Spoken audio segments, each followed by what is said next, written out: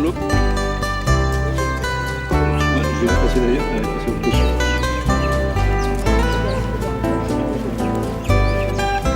Souvent, les agriculteurs, ils ne savent pas reconnaître ni ravageurs, ni prédateurs. Mais on leur a donné l'habitude de faire des traitements. Donc, utilisation de pesticides. Mais dans ce cas de figure, on éradique tout.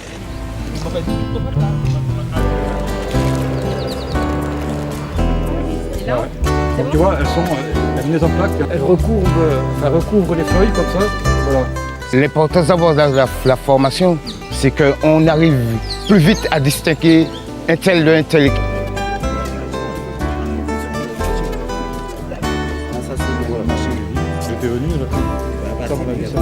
Pour que ça marche aussi, il faut que tout le monde s'y mette.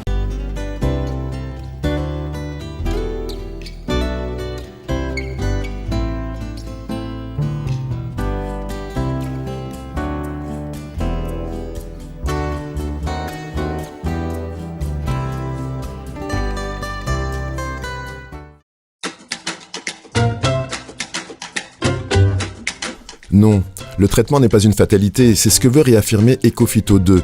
Ce nouveau plan poursuit l'action engagée en 2008 avec Ecophyto et l'objectif de réduction de 50% du recours aux produits phytopharmaceutiques. Pour atteindre ce but, la Chambre d'agriculture et la DAF mettent désormais l'accent sur la surveillance du territoire, tant au niveau des adventices, des ravageurs et des maladies. Il s'agit de créer un réseau capable de donner les bonnes informations pour protéger efficacement l'agriculture martiniquaise. Des filières, des réseaux, des observateurs, des scientifiques et un but collectif, l'épidémiosurveillance. L'objectif de l'épidémiosurveillance est de suivre les maladies, les ravageurs et les adventices des cultures, dans le but de pouvoir donner à l'agriculteur un outil d'aide à la prise de décision. Donc il pourra décider de ce qu'il fera dans ses cultures. C'est la mineuse serpentine, c'est la classique. Mais voilà, sous les feuilles, vous avez plein de petites taches noires et donc ça, c'est la gale bactérienne. Voilà, dans cette saison, ça c'est normal. Pour améliorer les connaissances des agriculteurs et observateurs du réseau, la Chambre d'agriculture organise régulièrement des formations avec des spécialistes des nuisibles qui menacent les plantations. L'entomologiste Philippe Riquart a transmis son savoir et rappelé que tous les insectes ne sont pas des ravageurs, bien au contraire. Certains sont nécessaires et bénéfiques. Ce sont les auxiliaires. Et ce qu'il faut surtout savoir, c'est que ces insectes utiles existent, voilà, dans les parcelles. Parce que des gens voient des bestioles, se disent, voilà, je vois une bestiole, je traite, etc. Et non, parce que souvent, c'est une fois sur deux, ça peut être une bestiole utile, et donc il faut les garder, voilà. Mais en fait, les traitements, c'est pas la bonne solution. On a aussi un peu de chance, c'est qu'on est une île un peu isolée. On n'a pas tant que ça d'insectes nuisibles, ou même de maladies, par rapport à d'autres pays, en Amérique latine ou en Afrique, où il y a encore plus de maladies, plus d'insectes. Ouais. La menace vient aussi de l'extérieur, avec les échanges entre pays. Quelquefois, les risques peuvent être grands. Alors, le problème aussi, c'est que certains ravageurs arrivent sans leurs ennemis naturels. Et donc du coup, ils en profitent, ils se multiplient, ils explosent, etc. Alors il y a certains ennemis naturels qui vont pouvoir s'y mettre dessus, mais bien souvent, ceux qui sont les plus efficaces, ils sont spécifiques, mais ils existent dans leur pays d'origine.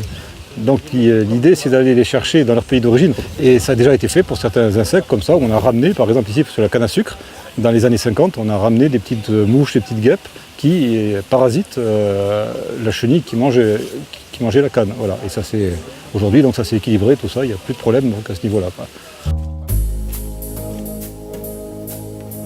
Pour contrer les pertes que peuvent provoquer certaines maladies, certains ravageurs et adventices, les agriculteurs comme Abdoul Djiré sont la première alerte. Ils sont le premier maillon de la chaîne d'observation. Les agriculteurs sont en fait sur la première ligne dans la mesure où c'est eux quand même qui sont confrontés aux problèmes. Et donc du coup, c'est par leur observation et je dirais par leur fonction même, l'agriculteur est en droit d'être un bon observateur. Et c'est à partir de là qu'il peut envoyer les informations aux organismes de recherche qui, eux, vont fouiller davantage pour déterminer quelles sont les stratégies de lutte qu'il faut mener contre tel ou tel nuisible. Pour que ça marche aussi, il faut que tout le monde s'y mette. Ce n'est pas avec une personne qui va tout surveiller. Il faut qu'il y ait un maximum de personnes de différents organismes et des agriculteurs qui est l'œil qui regarde régulièrement, qui nous met au courant dès qu'ils voient quelque chose d'inhabituel chez eux.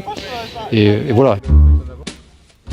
Et quelquefois, malgré toutes ces précautions, il arrive que certaines maladies passent au travers du filet, comme la maladie des agrumes, le greening ou Huanglongbing, HLB, provoquée par la bactérie Candidatus liberibact et inoculée par un insecte, le psylle. Le cas le plus célèbre, si on peut dire, qui date d'il y a 3 ans, c'est donc la découverte du psylle, du psylle des agrumes, que j'ai donc observé pour la première fois ici à la Martinique en 2012, qui avait été jamais observé avant. Très répandu en Guadeloupe, le greening illustre bien le travail de prévention qui est mis en place pour protéger les plantations.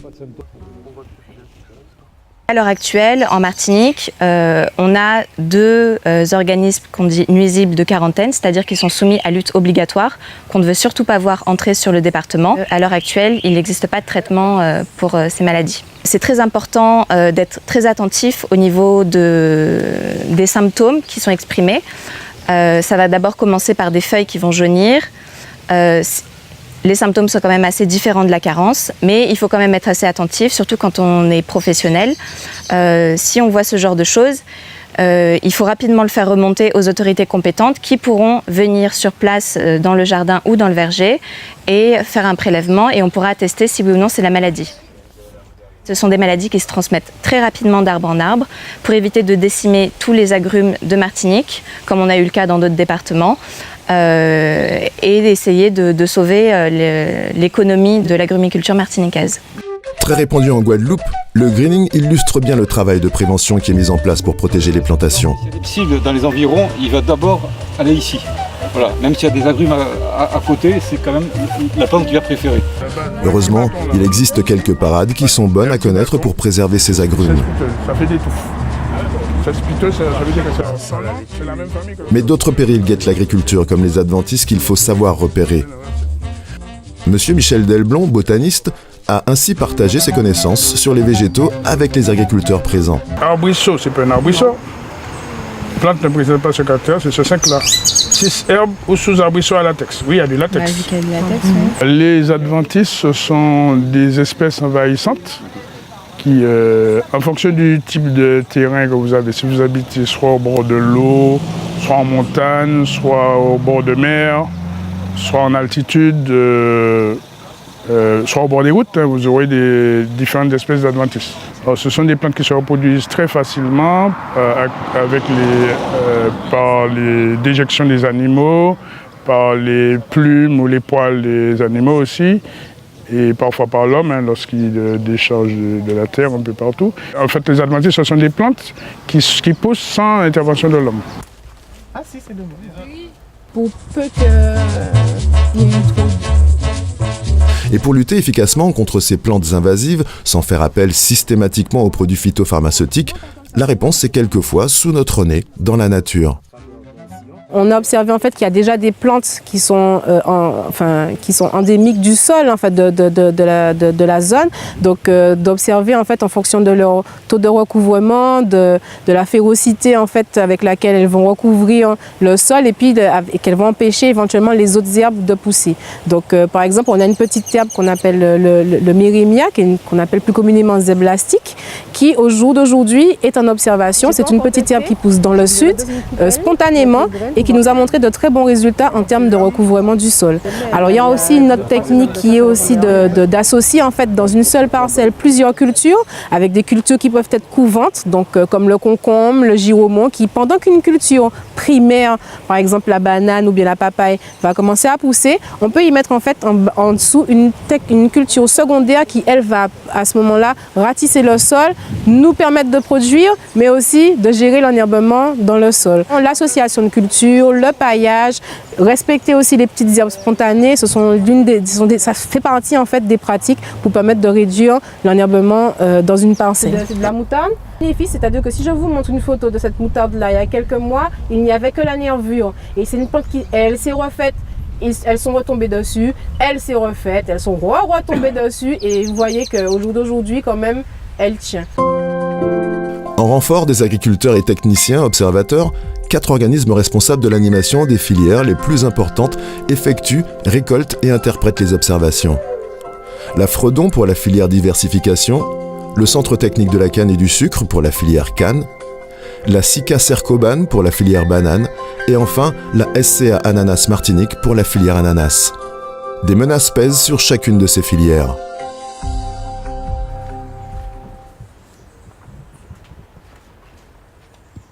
Je suis en train de vérifier un piège à Charançon. Donc, on observe l'activité du charançon du bananier.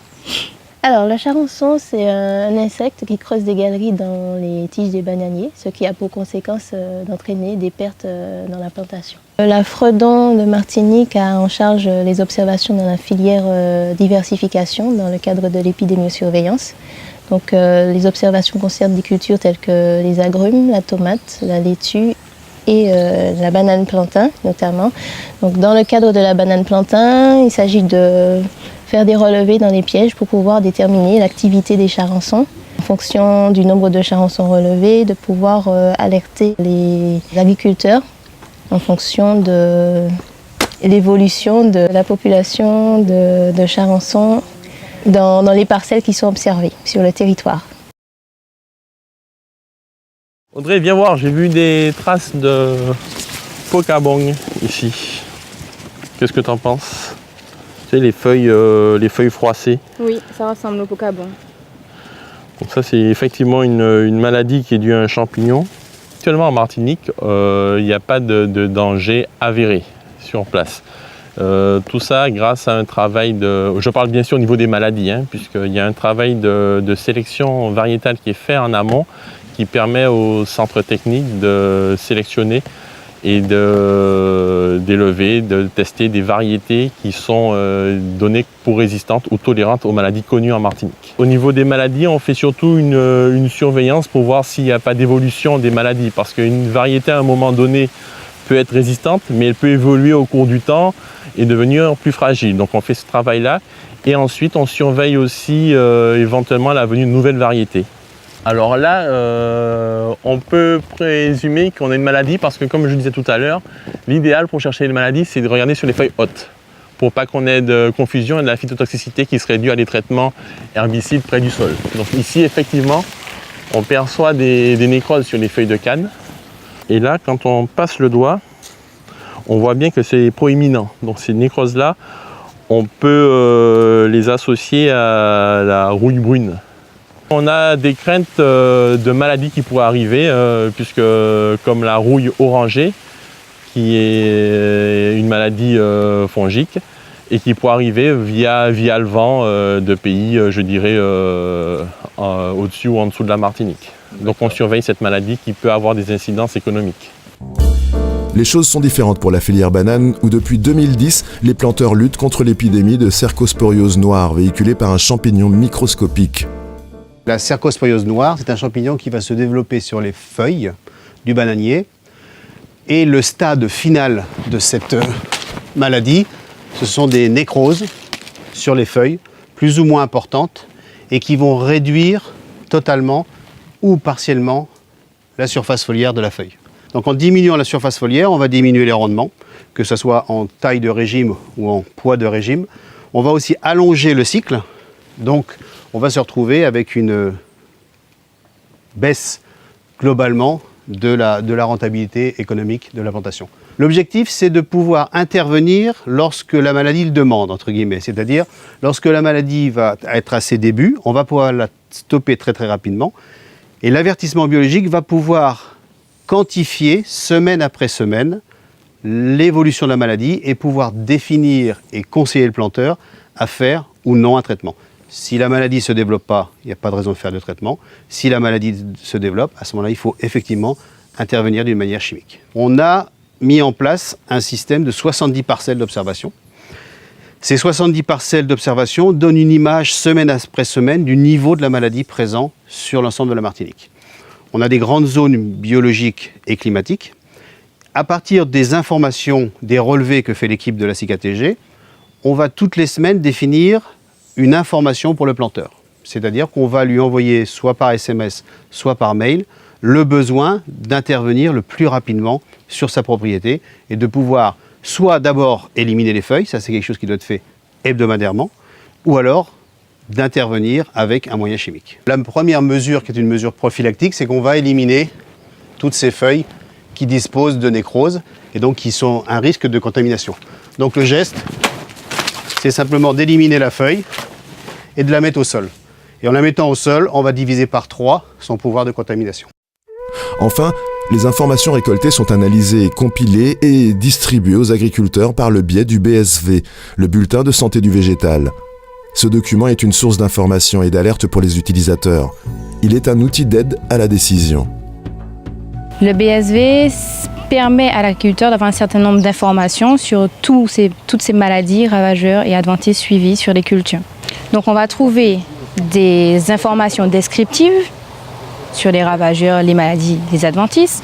On va retrouver des informations sur le suivi, des informations quantitatives, qualitatives, sur le nombre de populations, sur le nombre d'adventices présents, l'envahissement. On va également retrouver des méthodes alternatives, une prophylaxie. Qu'est-ce qu'on peut faire avant, qu'est-ce qu'on peut faire pendant et après. Quand il y a une alerte, on a plusieurs réactions. On va d'abord mettre cette information dans le BSV. On va également alerter les services compétents pour savoir si cet organisme n'est pas un organisme de quarantaine. Si cet organisme est un organisme de quarantaine, on alertera la DAF, le SALIM, afin qu'il y ait un comité pour savoir quelle sera la marche à suivre dans ce cas.